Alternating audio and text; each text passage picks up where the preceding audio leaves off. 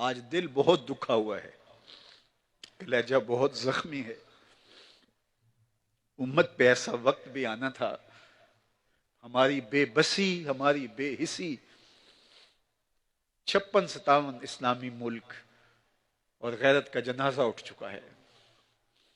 لیلۃ القدر کی مبارک گھڑیاں اور مسجد اقصی میں گولیاں برسائی جا رہی ہیں۔ کریا کریا، بستی بستی، صحرا صحرا خون، امت والے کتنا سستا امت کا ہے خون۔ گھر گھر سے جنازے اٹھ رہے ہیں۔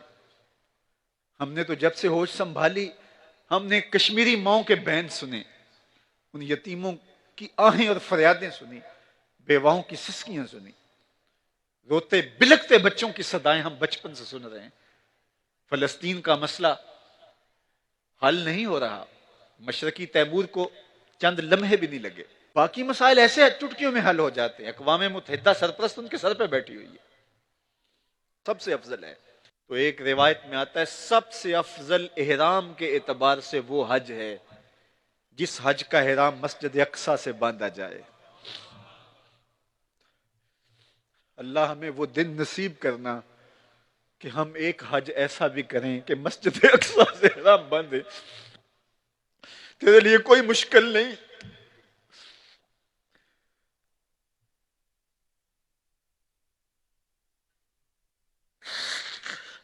صلاح الدین ایوبی اٹھ قبر سے، اس امت کی بیٹیاں پکار رہی ہیں۔